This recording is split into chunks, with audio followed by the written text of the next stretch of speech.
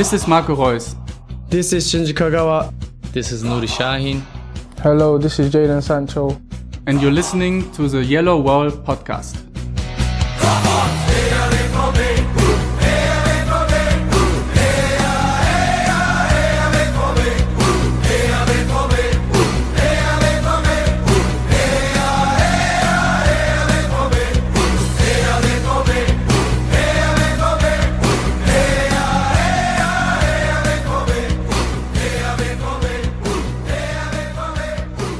Hello and welcome to episode 367 of the Yellowwallpod. I'm your host Stefan Butzko, and today we will talk about how Borussia Dortmund made the Champions League Quarterfinals for the first time since 2017, and we will preview Saturday's Topspiel against 15th place Hertha Berlin. For all that and more joins me Matthias Zug. Hello Matthias, it's great to have you back. How are you doing?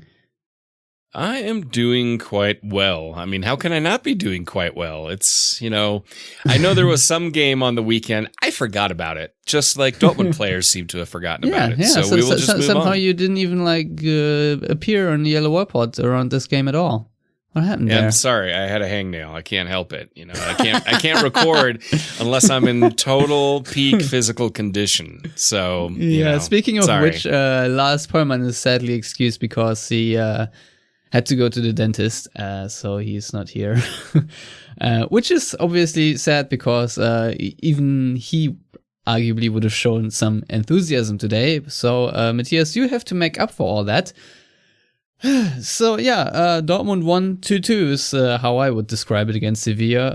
It was an interesting match in the sense that once again, after the Bayern game that you did not want to mention, Dortmund had about 33% possession and played a total of 294 passes, and Dortmund's passing accuracy was at 66%, which is horrendous, especially for a Dortmund team. And if you compare it to Sevilla's, who had 82% of passing accuracy and 604 attempted passes, that kind of shows you a little bit how this game went. Obviously, the first half was very one-sided, even though, Matthias, I think that apart from a couple of chances that Emre Can gave away, to be honest, Sevilla didn't have too many sniffs.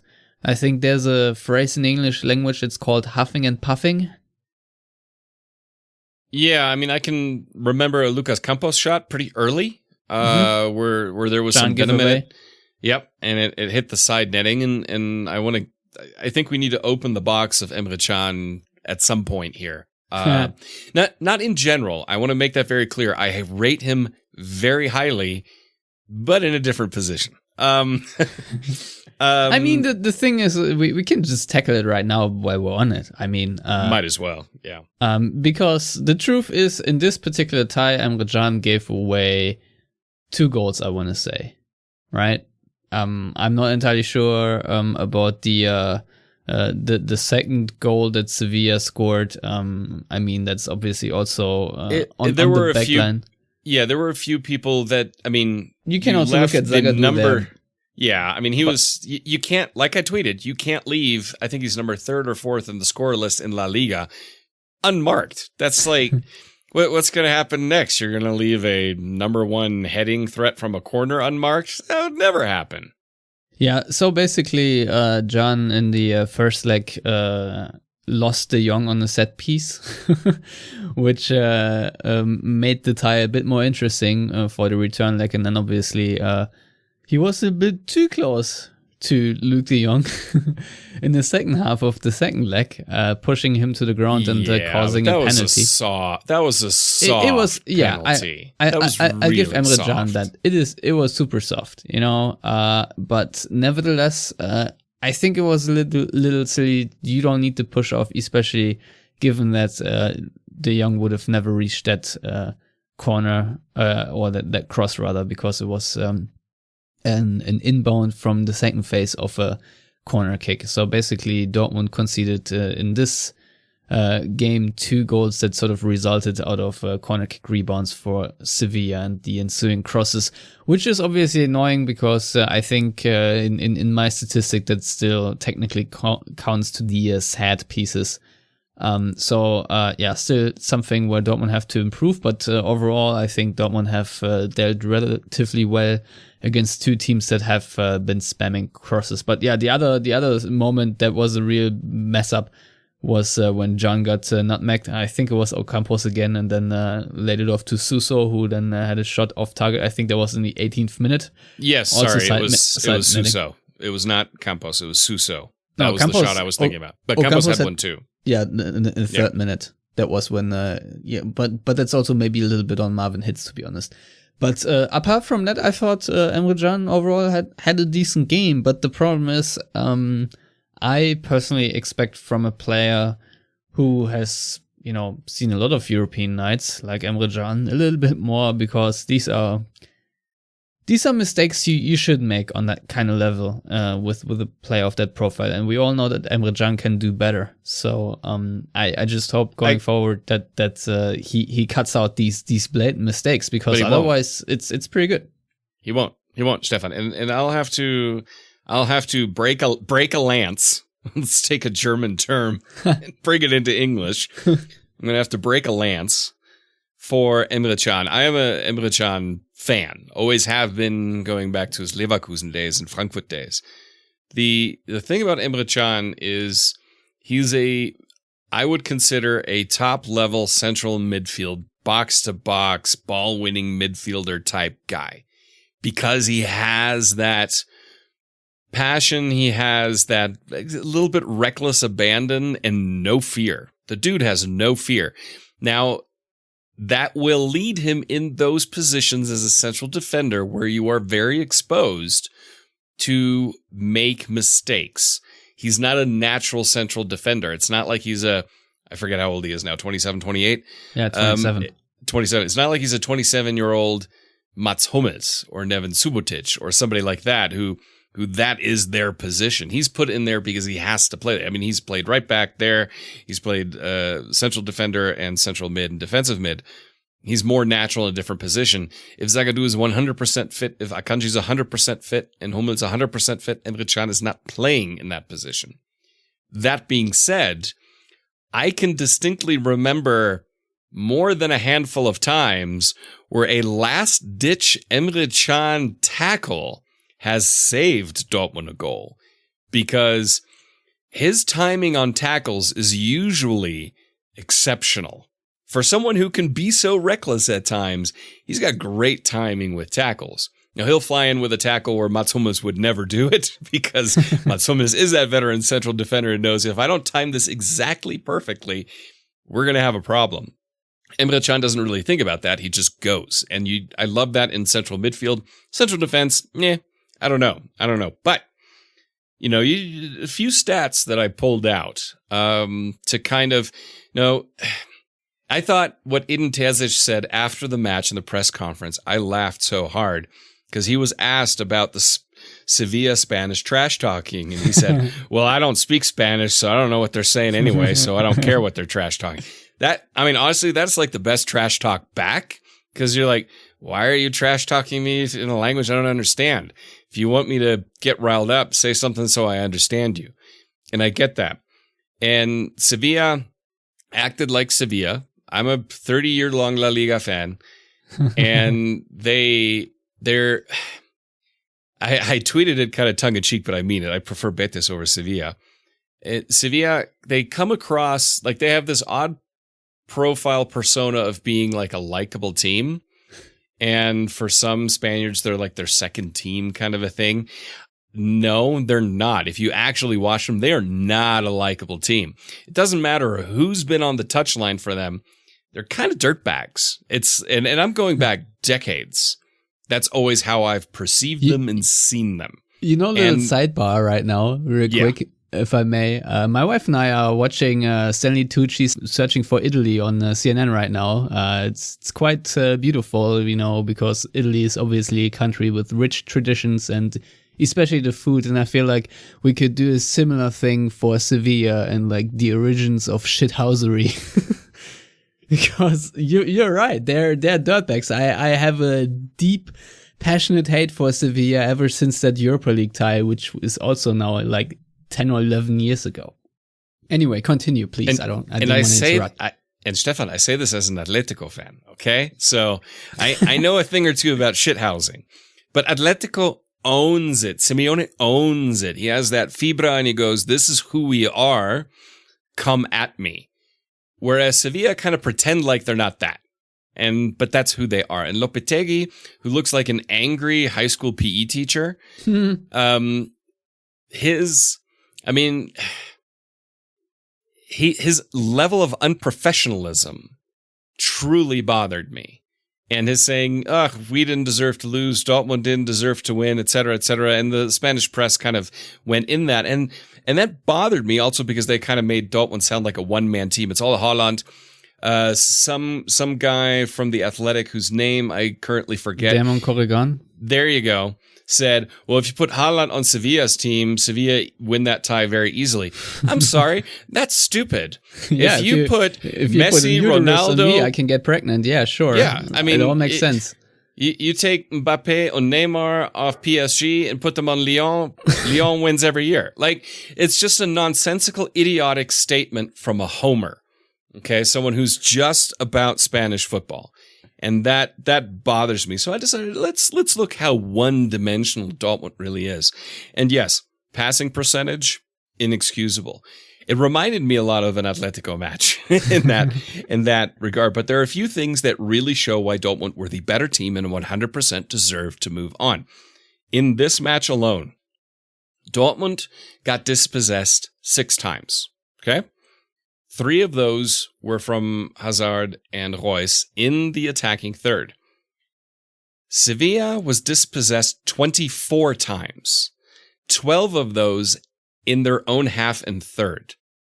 That says so much as to who's pressing effectively, where they're pressing, and where they are maintaining their possession. Sevilla couldn't maintain possession where it mattered and when it mattered. If you lose possession in the attacking third, fine. That happens. You expect that.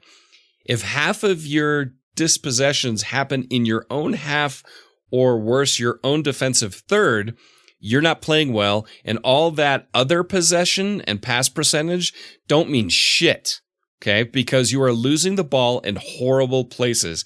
And Dortmund's transition from pressing, getting, and attacking is so fast. And this is without Jadon Sancho, mind you, that makes a huge difference. The other thing is Sevilla, like you said, they pass it 604 times, right? 47 of these cumulative pass attempts were crosses. Dortmund, I think, had 5 or 6. If a team crosses that much, that means they're running out of answers. They don't know how to beat you anymore. That means they're playing against a team that is playing defensively solid and disciplined. And Sevilla attempted 55 long balls. Dortmund attempted 51. Dortmund was sitting deeper than usual. So playing long balls and crosses against a team that's sitting compact and deep, I don't know if you know something about football, Stefan, but that tends to be something that doesn't work against teams that sit deep and compact in a low to mid block and then press aggressively when you get close and you get dispossessed in transition. The other thing is nearly 50% of the 19 shots that Sevilla took were from outside the penalty box. Again, what that shows is a team running out of answers. They didn't know how to break Dortmund down. And what it reminds me of is when Dortmund played, for instance, against Augsburg earlier in the season, or against other teams that play compact, disciplined, not lucky, but disciplined defense in a good low mid-block press. Dortmund had, a little bit less so now, but had problems breaking them down. And that's what it came down to Sevilla. When Dortmund lost against Augsburg, Augsburg deserved to win that match. Sevilla losing this tie over 2 legs to Dortmund, Dortmund deserved to win this tie because of exactly that. Sevilla had possession and passing, great, but they didn't do shit with it. And Lopetegui decided to specifically target passing percentage and possession and say, we had all the possession, all the passing, ergo, we're the better team. No, it doesn't matter how much you have. It matters what you do with it. And they didn't do anything with it. So there you go. And that's why we win and they got to go home. Yeah, I can even add to that a little bit because what you can see from the match logs on fbref.com, and I'm just picking out a couple of statistics, but Dortmund had the most number of players tackled of Sevilla this season, 36 tackles, and I think it's the second most tackles won. They won more in the 1-0 win against Hoffenheim, but they had the most tackles in the defensive third, which is tied with Bayern, which was 14, and then the most tackles in the middle third, which is 17, which is a season record. The second best, to put it in perspective, was the 3-1 win against Leipzig. And obviously another thing, which sort of is what I actually came to the match logs to look at, because I thought, man, Dortmund blocked really a lot of things, like a lot of shots and passes. And indeed, most blocks of shots and passes in this game, the last two basically were record setting. Now this time Dortmund blocked 28 shots and passes in total, and the second best was the Bayern game with 24, and the 2-2 draw against Hoffenheim, which really tells you a little bit about how Dortmund are setting up and how hard they made it for Sevilla to play through them, because I thought it was kind of a tight-knit midfield, and with Dahoud, Delaney and Bellingham, that's something you would want to expect. And obviously Torgan Hazard and Marco Reus are both excellent at backward pressing and all these kinds of things. So this was a side, I guess, the Dortmund team that was really out there to defend solidly and then just hope to hit Sevilla on the counter. And that's obviously exactly what they did in the, 34th minute or so, when it was like a combination out of Nico Schulz and Thomas Delaney winning the ball and then passing it on to Dahoud, who's, I don't know about you, Matthias, but I thought it was an excellent pass from Dahoud to Reus, and then the cutback to Haaland, and almost a tap in. But talking about Dahoud real quick, I think this is something that has been missing for a long time in Dortmund midfield, and I was hoping that Julian Brandt would bring this sort of thing. Just when I watched the goal live, I didn't even notice Dahoud, because he is so quick, because he receives the ball, he turns around the Dahoud 180, and then that pass, there was one flowing motion and it was super quick.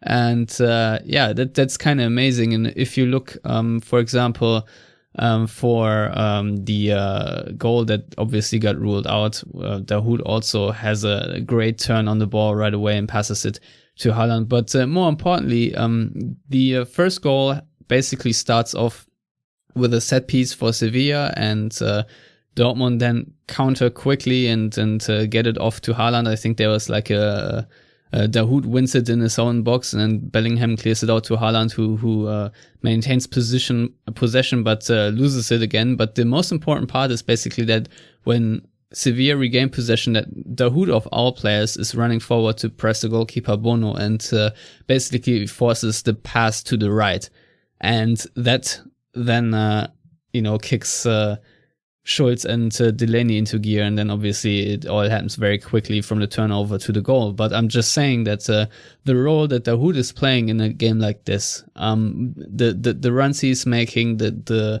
decisions he's making in terms of when to press and who and where, is excellent, and that just needs to be highlighted here in case everyone just wants to talk about Haaland for this goal. Obviously. It was a great finish and a nice cutback by Reus, but Dahoud created that goal in so many ways, and I just want to appreciate that real quick. Well, Dahoud in general, aside from obviously it being down to me as to why he now is a good player, that motivation it just helps. Moreo's next on the list, and I don't know who I can pick next. I don't think Nico Schulz, it'll work for him anymore. But with Mo Dahoud, it's like you mentioned, we were all hoping, when he came, that this would be him, but it took a long time to get here. But everything kind of happens for a reason when it's supposed to happen. With Julian Brandt, totally different types of players at this point. Brandt doesn't have the pressing resistance. He doesn't have the speed. He's a little too ballverliebt, as we would say in German, too in love with the ball. Whereas Dahoud doesn't really dawdle on the ball. He likes to move it quickly and with purpose. So I'd like to know at some point in the future, his development as a player, where it clicked, why it clicked, and with whom it clicked. I have a strong feeling that Lucien Favre will probably deserve a lot of credit for the development of Mo Dahoud into who he is now. But we'll have to see that with time. But like I said, I tweeted it, I don't know, today, yesterday, I don't know, I can't keep track anymore. But for me, the most important people on the pitch, obviously Haaland scores the goals and so on, but Delaney and Dahoud. I mean, those guys are so... No? You get to throw Bellingham in there. Sorry, for me, he was the man of the match. Bellingham as well.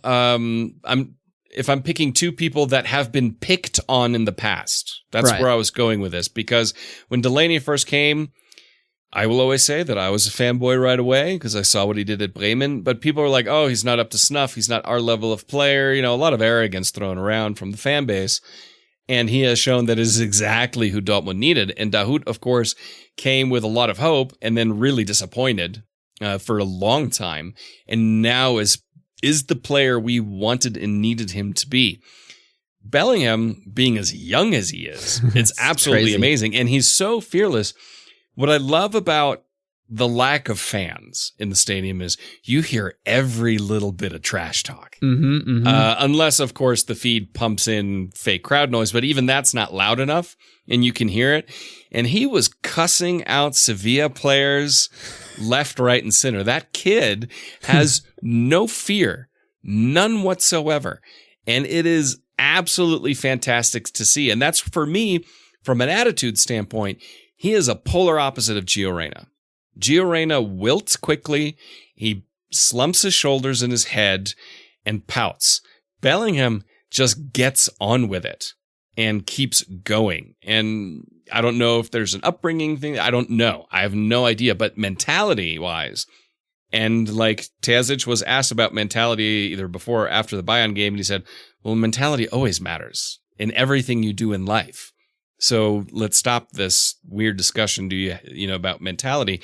But Bellingham has that mentality. He will never, ever give up. And that's why it's great to see him combined with Delaney, with Dahoud. And then once our central defenders are all healthy, Can in that mix too. You have four guys in there who never give up. They'll always fight. They'll always get stuck in. They're progressive movers of the ball. Yes, they'll have to pass backwards occasionally, but for the most part, they shuffle it forward. Delaney, maybe a little bit less so, but he'll then give it quickly to Dahoud. So, I mean, he moves it around more progressively now than he did, say, a year or two ago. So those four guys are difference makers in Dortmund's center of midfield, and they have changed a lot over the last 3 months now. Yeah.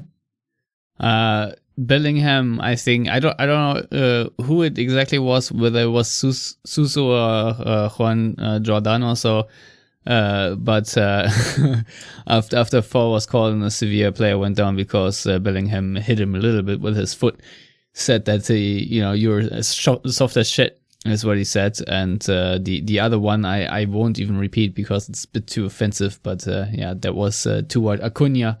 And I think there were a couple other instances where he was trash talking, and I think that's very positive for Dortmund. To have that element there, especially against Sevilla, that you don't take any shit from them. And we saw that obviously with Haaland later, the goalkeeper, which we'll talk about in a second. But one thing I wanted to actually add to Dahoud, which I think is a really positive gimmick as well, is that he communicates a lot. He is coaching his team basically. Yeah, he's very talkative on the field, and I think in the past that was like a point of criticism, especially since the pandemic hit. And right now we have to sadly talk about, like, the next game will probably be the anniversary of Dortmund playing in front of empty stadiums. But Dahoud always coaching his teammates and giving little commands. I think that's very important that a lot of players do that, help each other out with that communication. I mean, if I play around a Rocket League with a couple of friends, I can already feel how important it is to say something in certain instances. So if there's 11 where there's 11, it's even crazier. So yeah, that's just a very important point I wanted to make. But yeah, it's interesting to see how Bellingham is developing right now. Obviously, he had his little dips as well, which is perfectly normal for a 17-year-old. But if you now look at the games he had against Gladbach and against Sevilla, the absolute fight he has shown, the hustle. I think fearlessness is a really good word that describes what he's doing right now as well. Dortmund fans can be really happy with that. I think I heard someone even invoke the name of Money Bender in comparison with Bellingham, how he really... I think you named it reckless abandon earlier in regards to Emre Can. I think we can say something similar to about Jude Bellingham. Amazing performance, just so important. I don't really recall many tactical mistakes on his behalf. Not really losing a lot of tackles, and if so, he's always around in the midfield scrum. So, if Dortmund keep this up, this team can really go places. And, we are in a Champions League quarterfinal. Isn't that amazing, Matthias? Just think about that. The last time Dortmund achieved that was sadly in 2017, when this whole thing was overshadowed by the attack on the team bus. And then them obviously crashing out against AS Monaco, but that kind of felt rather secondary at this moment in time. And, it's been a while, so I think it's really good to be back among the best 8 of European top teams, and it's amazing to have that achievement. Now, Matthias, do you want to move on to the to the second goal that Dortmund scored? Yes. Okay. I have made no bones about the fact that I'm a big proponent of VAR in principle and in theory. I think it is the right thing to do to move forward to the 21st century and act like adults and grown-ups. The problem with VAR is not VAR. The problem with VAR is you still have boneheads who operate it. Now, I guess technically the referee did everything correctly. Technically, if you call things according, there was a foul committed by Haaland in the build-up to the goal. But so the goal was disallowed, but then there was a foul preceding that on Haaland, which precedes the other fouls. Ergo, it is a penalty. And then the goalkeeper, who was very clearly off of his line, got an advantage, which helped him save the penalty kick. Ergo, you get to re-kick it. So, on a technicality standpoint, he did absolutely nothing incorrectly, actually. I mean, by the law of the game, he did actually apply the law correctly. However, I think the foul that Haaland was called for was even softer than the penalty that Can was called for. I mean, you're a defender. If a 20-year-old kid happens to run you over, even though you were the one who initiated the contact, then that's just tough noogies, dude. Yeah, it's not exactly a foul on the Leroy Sané on Emre Can scale, if you ask me. No, which was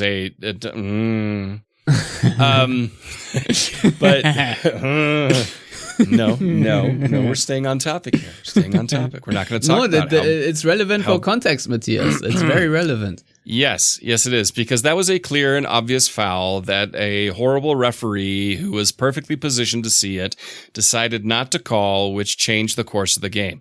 Oh, phew, I feel better now. I've been holding that one in since Saturday. No, but in this case, it was soft. The Sevilla player sold it because he kind of had to, because he's a Sevilla player. And he's a Sevilla player, but he initiated the contact against the striker. And the striker just didn't allow himself to get bullied because the striker is freaking Megatron. So, and then how he was able to score the way he did from that angle, that's not normal. I'm just sorry. think about the inertia in that body that's moving away from the goal, and you still need to like square your hips and all these kinds of things to get that ball on target. To me, it was a world-class goal. And just think about the entire build-up when Royce wins it in counter-pressing and the ball goes to Delaney and he picks out a really great forward pass to Dahoud. And I mentioned the term before, from Dahoud to Haaland, and then Haaland cuts inside, passes it to Hazard, and then the 1-2, and then some guy bounces off of Haaland's shoulder. Okay, that's not like Sané running over Emre Can. I'm sorry. From behind. You know, Sané had no interest in playing the ball and was no way he was going to... Anyway, I'm not getting into that. But that goal, the only player I can think of who scores goals like that is a short Argentinian guy who plays in Barcelona, in Lionel Messi. What makes it... Because Lewandowski scores amazing goals, but he doesn't score goals like that. You know, maybe Mbappe does. Cristiano Ronaldo does not score goals like that. He scores thunderous goals, but he doesn't score goals like that. And the thing about Leo Messi is, obviously, he's a smaller, technically gifted player. Haaland is a man-child. He's giant compared to anybody. I mean, Marco Reus isn't short, and he picked him up like he was a chew toy. So that's what made it remarkable. And what I hate about that really soft call was that goal doesn't exist anymore. For the record books of football, it essentially didn't happen. Including also then, you know, you had to retake the penalty. And even though I hate Bono, not you too, Bono, this Bono, I mean, he saved 2 or 3 remarkable shot saves. And that doesn't exist now either. Nor should it, because he doesn't deserve that. Because there, Stefan, is another reason why I'm looking forward to, I think it's on the 3rd of April for Atleti to kick the shit out of Sevilla, is because when Haaland missed his penalty after Bono cheated by coming off the line way too early, Bono then decided to trash talk Haaland. Haaland, being the way he is and the way he's wired, which is a little crazy at times, then trash talked Bono. And all of a sudden, all went to hell. And the most important player was Mateo Morey. Yes. Because he saved Haaland from beating the shit out of Campos, who was ready to beat the shit out of and kick the crap out of him, because Campos is a dirty player. He is a dirty player. He has a dirty streak. So Mateo Morey, he's the man of the match because he saved Haaland, who is twice his size. I think when we talk about the resurgence of, or I don't know if resurgence, because was there ever resurgence, but if we talk about Morey and his physical strength, his newfound physical strength, I feel like that almost comes just exclusively from wrestling down Haaland in goal celebrations. Yeah, and with physical strength, I mean, the last 2-3 weeks, I don't know what happened to the kid, but all of a sudden, he has it. Before that, he got pushed off the ball easily. He looked like Meunier's tiny little kid brother when you look at stature. You know, Meunier is a big dude, and Morey is not. And but he isn't getting out physical now for the last 2-3 weeks. I don't know what happened. It's not quite a Leon Goretzka transformation physique-wise, but something happened there, because it's not just his positioning's gotten better, his crossing's gotten better, which that shocked me. His technical abilities, fast of foot is no problem. His defensive awareness has gotten better, and his pressing resistance has gotten better. So he's not physical off the ball as easily as he was still 3-4 weeks ago. Didn't someone send you the video of where he sort of has a back heel first touch to a teammate from like a Sevilla punt or something completely ridiculous, just like a little a goodie of right back technique? Well, I mean, I didn't see that, but I'm not surprised. I mean, you can't forget, he is a La Masia graduate. I mean, he's a Barcelona player, and every Barcelona player, even the keepers, are taught to be technically gifted players. So that aspect of his game, I had never doubted. It's, the core fundamentals of being a defensive right back. That's kind of where I had my issues. But he's come on leaps and bounds in an incredibly short period of time. I hope it continues. Obviously, he'll have dips like every player does, and he's still very young, so he will have those more frequently. But he has established a level of performance that Dortmund can say, okay, we have something here, and you can build upon that. Yeah, it's not like the Matthias Zug curse where you say just sell him. Or loan him out, or whatever what you said. That's not even a reverse jinx. That's like a reverse curse. I feel like what you did to this kid. It's all in the plan, Stefan. It's all in the plan. No, but I mean, Dortmund have at least serviceable right backs now. Okay, serviceable. I mean, they're not great. They're not in the top echelon of Bundesliga right backs. Neither Moret nor Meunier, but they're serviceable. They'll do a job for you. Left back's a different issue. Even though Felix Passlack. First of all, shout out to my man Nico Schulz for that pass to Haaland in the 30 seconds into the second half, which then resulted in the Torgan Hazard shot that he was more aiming for Marco Reus's head than the far post. That was a kind of pass that you would expect from Guerrero, but not exactly from Nico Schulz. And I thought that since I've been harping on him quite harshly in recent times, since that was an outstanding moment, I should highlight that. Oh, no doubt. I mean, he played significantly better against Sevilla. Against Bayern, he was abject. I mean, that was bad. That was really, really, really bad. I put a lot of the blame on the assist from Sané, on him, and the fact that he got out dribbled by Niklas Süle. I still don't quite know how that happened, but it happened more than once. So 3 times, I think. 3 times. Oh God. Once is one time too many, because Niklas Süle is a great central defender. It's not exactly an explosive right back. And I think he even attempted the most dribbles for Bayern in that match, which is just funny to watch. But anyway, against Sevilla, no, Nico Schulz played much better. Obviously, the result shows that.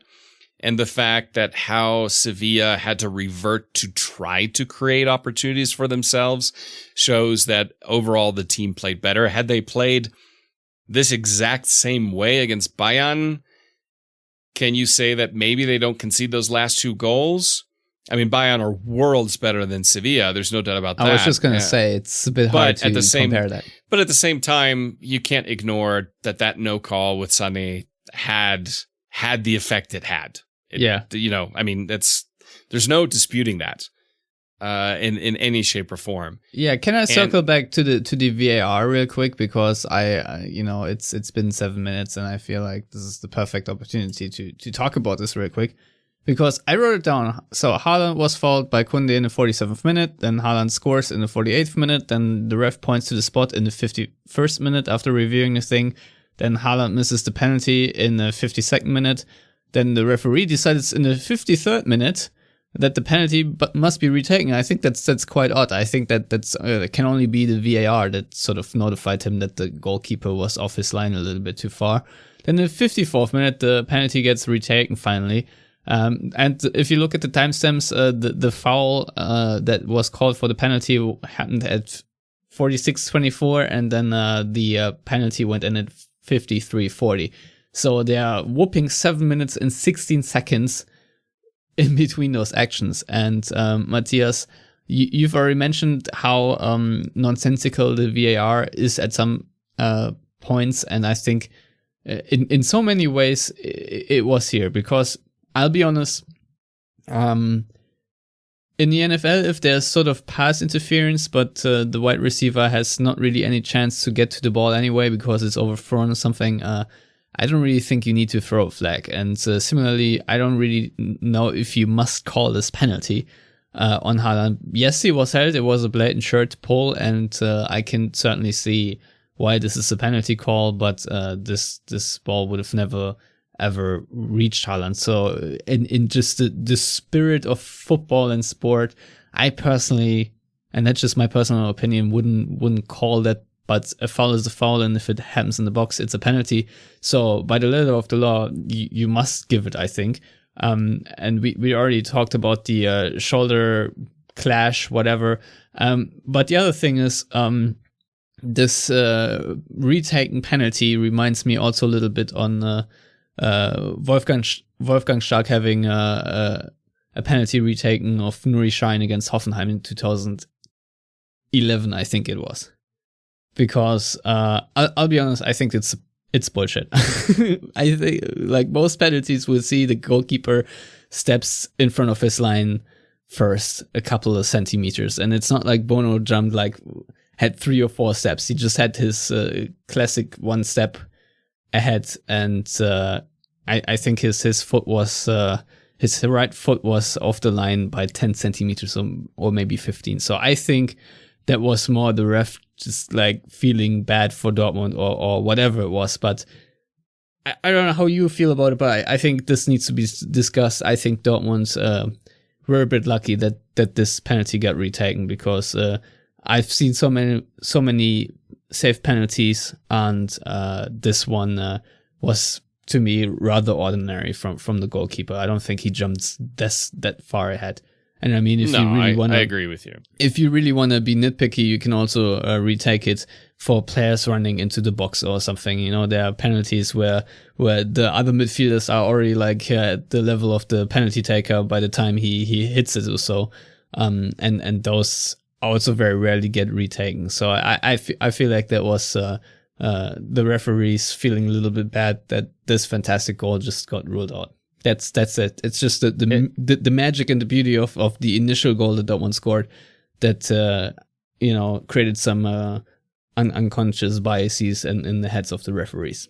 No, it's called the football gods of justice and what is right and good in the world, Stefan. Right. I mean, retaking penalties, unless it's blatant. Players encroaching, I'm more okay with that, because that can, if the keeper does save it and the defender is a step or two in, then that gives them a huge advantage. A keeper coming off the line a little bit, I mean, that always happens. I remember, this year, or no, Weidenfeller save would have counted. Yes, yeah.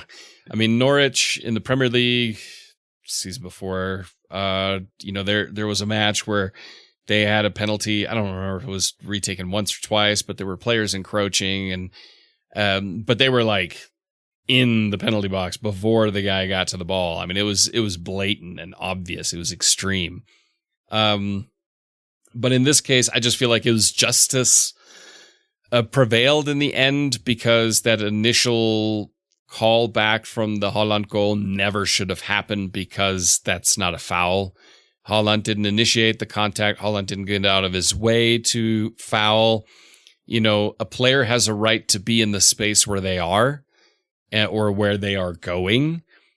And in that instance, I mean, at the end of the day, the right outcome came about. Dortmund got a goal, and and Sevilla got knocked out, and that's good.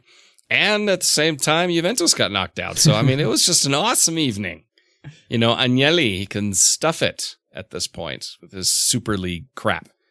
So I saw somebody say, I wonder if he's checking the coefficient to see if Porto's even allowed to be in the next round. So it was overall a good evening. And then Leipzig getting knocked out the day after that was also quite nice. Yeah. Speaking of nice things, I think I've been urged from listeners to discuss Edin Terzic once again, due to sort of, I think you can safely say he is the architect of the round of 18 success in this regard. I think his coaching changes definitely helped Dortmund defeat the Sevilla side over 2 legs, and everyone and their dog, I think, shared the video of Terzic celebrating after the final whistle. Now, Matthias, Can you explain again for anyone who hasn't noticed why this guy is so relatable to Dortmund fans and why this can get a little bit interesting when Rose takes over? Because it feels like a lot of Dortmund fans are falling in love with Terzic right now. Well, after the I don't know if it was after the match against Sevilla or now the pre-Hertha press conference. I watched them back to back this morning, so they kind of run into each other. The fact that he said that he was in the stands for the Malaga match in the Champions League. As a scout. Like, he remembers that match, not from the sideline, but from the stands. That says everything that makes Dortmund fans go, oh, Edin. You know, it's like, because he's one of us. You know, I mean, fans always chant that if a player comes through the ranks and stuff like that, but Edin Terzic is one of us. He grew up 30 kilometers away in the Sauerland. He is a Dortmund, you know, they always say, oh, he slept in the Dortmund Bettwäsche, in the Dortmund sheets.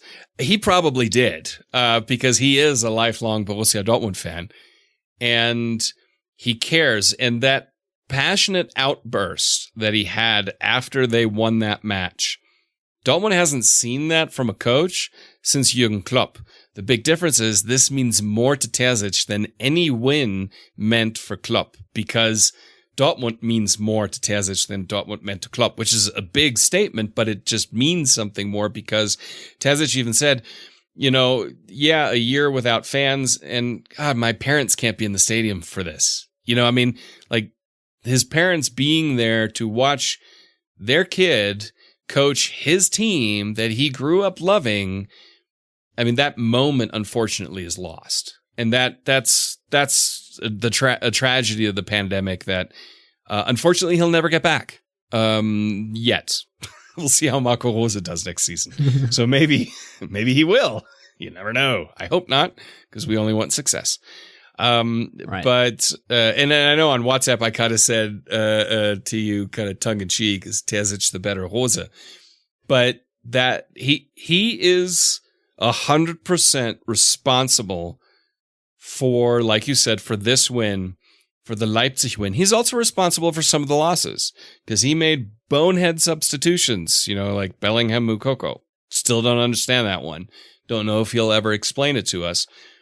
But the Bayern match, actually, Dortmund losing the way they did at the end, I think kind of probably helped them for this one, because the way Dortmund set up was very similar, but they didn't obviously then concede those 2 goals at the end to lose the whole tie. They were able to do what they needed to do. Yeah, they also didn't make subs, like taking off and bringing on Heine and stuff like that. Correct. I mean, Dortmund only made 3 substitutions again against Sevilla, while Sevilla, I think, made all 5 again. You know, it was Paslak on for Hazard in the 67th minute, then you had Zagadou for Schulz in the 89th, and then you had Meunier for Moray. But Matthias, before we conclude the Sevilla game, I just want to get a quick update on your heart rate between the 95th minutes when Yusuf En-Nesyri scored the second one and whenever the final whistle was blown. Yeah, I mean, he let, it was 96, I mean, it was 6 minutes extra time, or added time, and I think it was like near the 97th minute when he finally blew it. It was just like, oh God, just end it. I mean, I could almost not watch. It was... especially this one scramble in the box that Sevilla then still had. I know, and where the Sevilla player was positioned for a shot and he passed. And I was like, why didn't you shoot? I mean, there's no way Hitz is saving that from there. And he passed. That was the saving grace for Dortmund right there. Because I think if it goes into extra time, it would have started to get really tough. Even though then Terzic could have brought in fresh legs and Sevilla cannot. And that, you know, that there's something to be said for that. I think Terzic only making 3 subs makes sense tactically, because when you're playing so well, you don't want to disrupt the flow, you know, where you make up your team and where they are in key positions. And he didn't really have any other options. And why take off certain players? Leave Haaland in there. At least he's tall.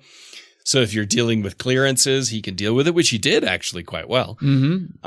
So not doing all 5 subs, I am perfectly fine with it in this case. Sevilla taking all 5 subs makes sense. They're chasing a result, so they've got to try everything. Dortmund didn't have to try everything.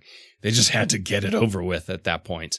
And one thing, to conclude also on Terzic, where they talked to him this week or last about, Dortmund's playing more pressing, higher up the pitch, counter pressing than they did under Favre. And he said, yes, it's true.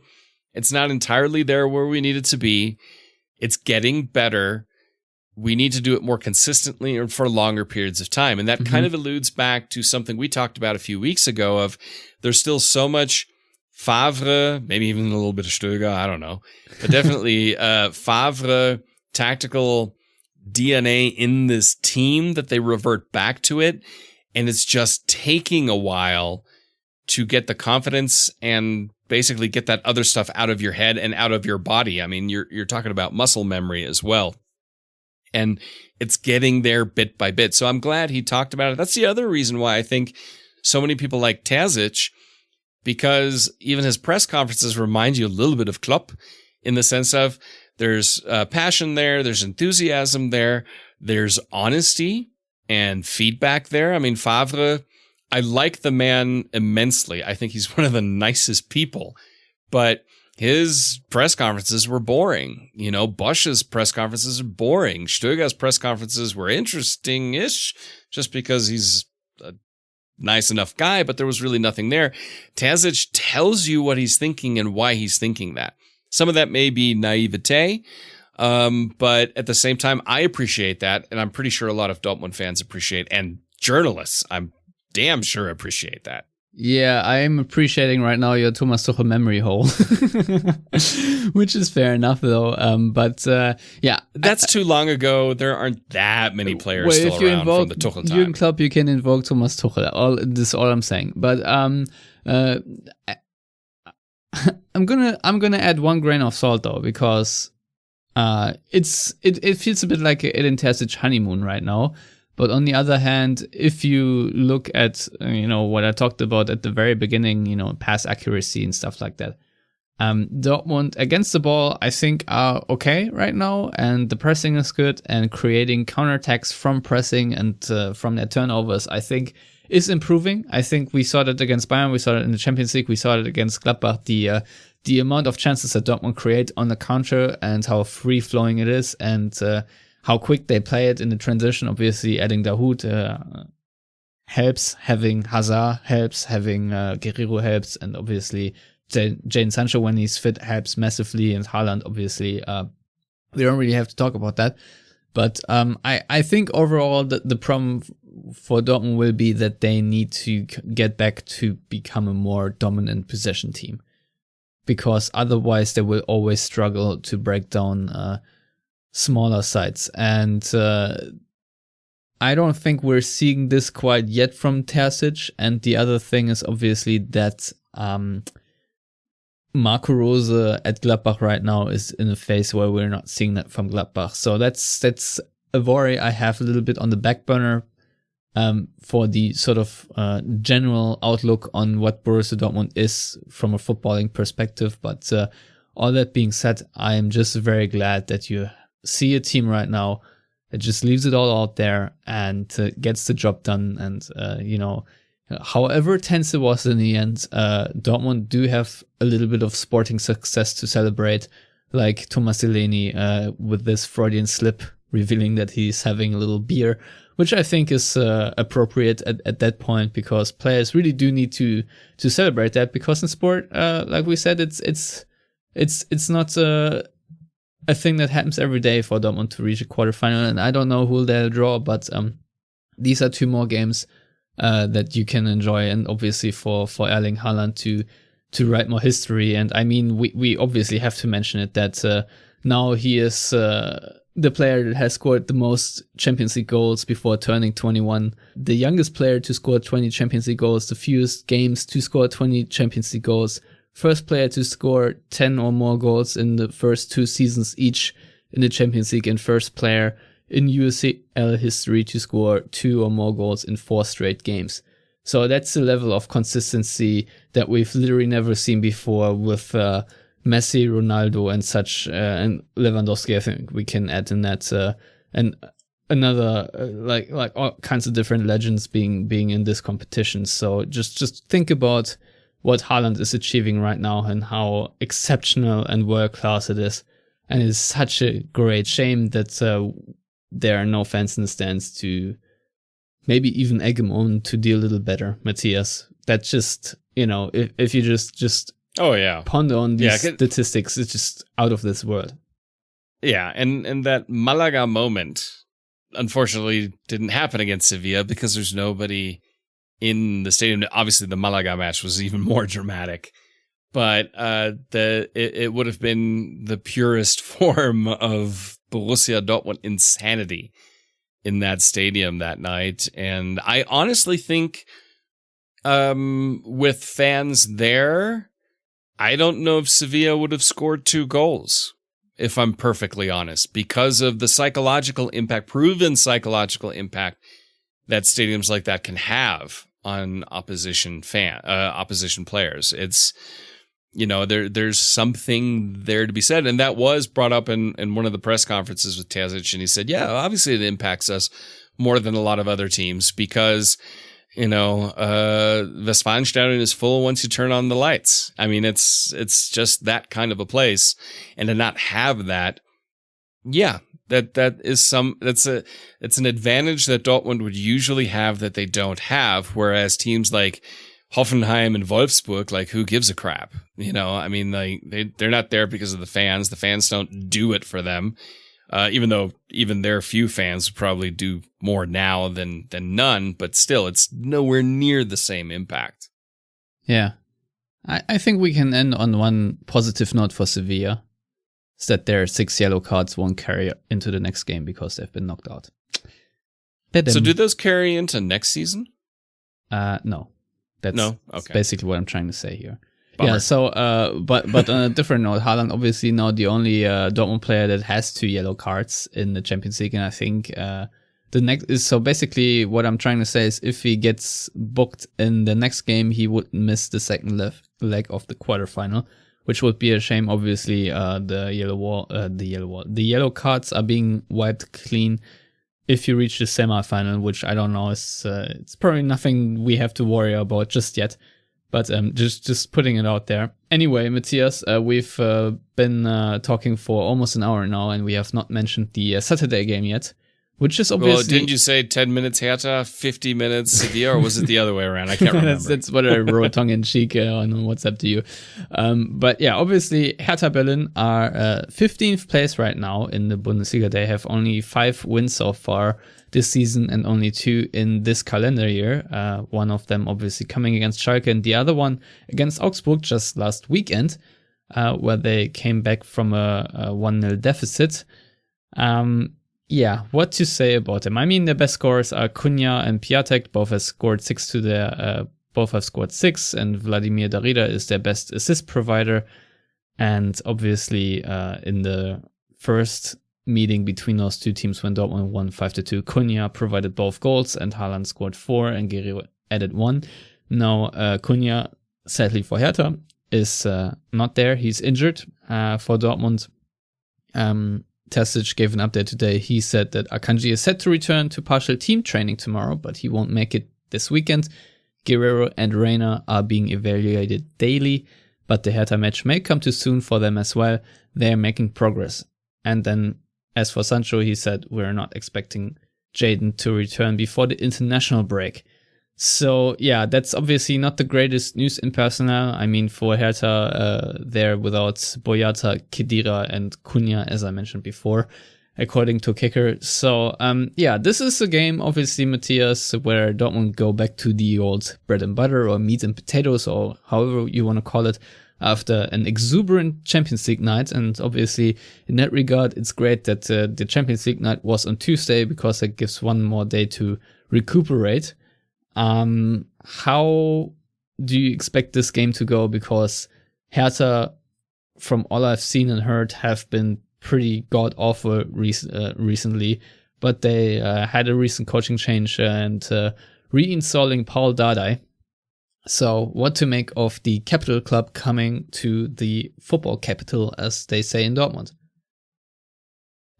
Big city club coming to Dortmund. So Hertha. So I rate Paul Dardai as a coach, also because he cares about Hertha. The mistake Hertha made was firing Paul Dardai, because he was consistently getting them into Europa League or close to Europa League, but playing pretty, I'm going to say, dull football, Wolfsburg type football, like they're playing under Glasner, defensively stable, nothing crazy, it's not easy on the eye type football. Workman-like football, if you want to call it that. But he was getting the results. He leaves or gets fired, and everything just kind of fell apart for Hertha ever since then. He is now in that, I'd say, not similar position as Terzic, but he's trying to bring in his style of football with a team that, A, has no team cohesion because they've just been kind of thrown together because the name sounded cool for money. And he's trying to get all the crap that was there the previous 2 years out of their system to play his style of football. And honestly, it's just not going to happen this season. He needs a full summer. The advantage that Hertha have in the relegation battle is that Arminia Bielefeld hired Frank Kramer. So that definitely helps Hertha, because I just don't think Frank Kramer is that good of a coach. And Arminia Bielefeld are playing really badly now. At least under Uwe Neuhaus, there was something there. So with that being said, they are in a relegation battle, but I don't think they will get relegated. But I also don't, it's not a team that I'm worried about. It's not a team that I fear. Yeah, they beat Augsburg, but Augsburg have been on a very strong decline over the last couple of months. So, yeah, I don't envy Paul Dardai's job that he has to do there. It's going to be difficult for them. I think also against a Dortmund side that's kind of full of brimming with confidence, and a Dortmund side that pushed that Bayern result right out of their head. I mean, it didn't seem to faze them at all. And that's a huge, huge bonus, seeing Dortmund like being able to, digest what happened against Bayern and move on and not care. But I think you know what I'm getting at. Yeah, kind of like, all right, off. next job. And I think that is something we haven't seen in a while from Dortmund. And that doesn't help Hertha. Now, Hertha has a little bit of confidence because they finally won again, but they're under more pressure than Dortmund in that sense, in my opinion. Yes, Dortmund need to get top 4 ideally, but given how the teams are playing around them, they could still get in there. Whereas Hertha, if Dortmund don't get in Champions League or even don't get in Europa League, it's not going to be the end of the world for a season. It may actually benefit them to a degree when it comes to fatigue for players. Whereas for Hertha, they're fighting for survival with a team where a lot of those players, kind of like Schalke in the sense of, yeah, they're not really there for a scrap. They're there for a payday and ideally go to the Champions League and move away from Hertha. Whereas teams like Augsburg and Mainz and so on, they're more equipped to deal with that with their players. So I think this season's Paul Dardai Hertha is going to be easier for Dortmund to beat than next season's Paul Dardai's Hertha. Yeah, I think that's very likely. Right now, obviously, Dortmund, due to the loss against Bayern, are 4 points off the first Champions League spot. Luckily, Wolfsburg did lose against Hoffenheim, but obviously, I don't know if Dortmund are in a position to catch them, since Wolfsburg are 6 points away from Dortmund, and they seem to be a team that's pretty consistent. And just as you mentioned, Leverkusen no longer have to deal with that European football, and obviously Frankfurt are a very solid and stable team as well. So Dortmund in 6th place right now on 39 points. Leverkusen have 40 and Frankfurt 43. So Dortmund are now in the territory with 10 games left in the Bundesliga where they must not allow themselves any slip-ups. And they will obviously still play a lot of good teams. I think they still play Leipzig, Wolfsburg, Frankfurt, and Leverkusen. All of them, yep. So this is going to be one hell of a ride for them. Obviously, the next 2 games are against Hertha Berlin and then against Cologne. So these I'll say plainly, these must be 6 points. Now the question, Matthias, is obviously, we've talked about the great hustle that Dortmund showed against Sevilla, and I'm sure that caused a couple more knocks and a little bit more fatigue. I've mentioned the 6 yellow cards. Bellingham had to suffer a lot of fouls. Haaland got, he ate an elbow. All these kinds of things happen. Obviously, a lot of muscle injuries are going around for many teams right now. How do you think Dortmund can responsibly throw on the rotation machine without dropping a result? Yeah, I mean, that's the big question. Maybe this is a match where Zagadou starts next to Hummels. And so then... Yeah, Tesic was asked today about rotating Hummels because he has played pretty much every game and, he's not the youngest either. What do you think of that Zagadou Can centre-back lineup? I was thinking more Zagadou would come in for Can than for Hummels at this point. It's hard because Dortmund are a little skint in certain positions. I mean, you could bring in Julian Brandt and Gio Reyna. This might be the right types of matches to bring them back into the fold.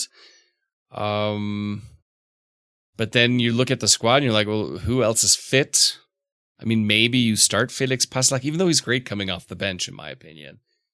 There's not really a ton of room for rotation. I mean, as far as I know, Sancho and Guerrero are still out. That's correct? Yep. Yeah. I mean, Guerrero is doubtful, but still, I think but basically out. I don't think they'll risk him. But you have Guerrero out, Sancho out, Akanji's still out. So, I mean, you don't really have a lot of options to rotate defensively. I mean, I guess you could play Passlack and Meunier instead of Morey and Schultz. If you need to rotate, and then in central midfield, if you're going to bring in, if you want to rotate, it's hard, Stefan. There's just not too many key players are out that you don't have a ton of options. I mean, maybe you bring in Brandt. I could see that. And maybe start Gio Reyna just to give Reus a breather, as an example. And you could start Hazard and then take him off and bring on Reus later in the match so that Hazard doesn't have to last a full 90 because he's still rebuilding his fitness. So those are some of the options I could see happening. But yeah, the amount of options is pretty short. Yeah, the only good news for once is that Dortmund don't have a midweek game. But that's about it after the Hertha game. Then I think it's the Cologne match, and then there's the international break. And from how it looks and sounds like, Mats Hummels will be going to that one too. So it's going to be difficult for Terzic to find moments, especially in this stage of the season where every game feels a bit like a final. To give breaks, but obviously you must do that because otherwise you have the issue that you now have with Guerrero and Sancho being out, which are big losses. So yeah, Dortmund need to, as we say in Germany, bite into the sour apple and rotate a couple of guys. I just don't see a way past that. Obviously that will make things a little bit more dicey because Hertha Berlin, even though they have been quite atrocious individually, I don't think they're a terrible team, and I think they can really punish you on their day. The only problem for Hertha is that they haven't had too many good days, and they made a million comical tactical issues. When you watch them and the way they concede goals, there's usually spaces open that should never be open. That's been very on point for Hertha, but them coming to Dortmund has been a bit funny in recent years. So I'm not entirely sure what to make of it. Obviously, Dortmund need to win this, but I don't think it's going to be a walk in the park at all after this Champions League game. I think a lot of Dortmund players will feel their legs. So hopefully Dortmund can decide this rather early instead of leaving it to like the 60th minute to open the scoring or whatnot. Agreed. All right, then I guess it's time for predictions. Mm-hmm. What are you picking? Well, obviously I'm going to go with the Dortmund win. 2-1. Yeah, I was feeling that for the Sevilla game already. But I don't know. The thing is, if Dortmund find their groove a little bit against Hertha, then they can run up the score quite easily, as we've seen in the previous meeting when it was like 5-2 game in the end. So I'm just gonna say 3-1. I think that Marvin Hitt's not gonna keep a clean sheet, but at the same time, I do hope that Dortmund punish Hertha for their mistakes, which I hope will come.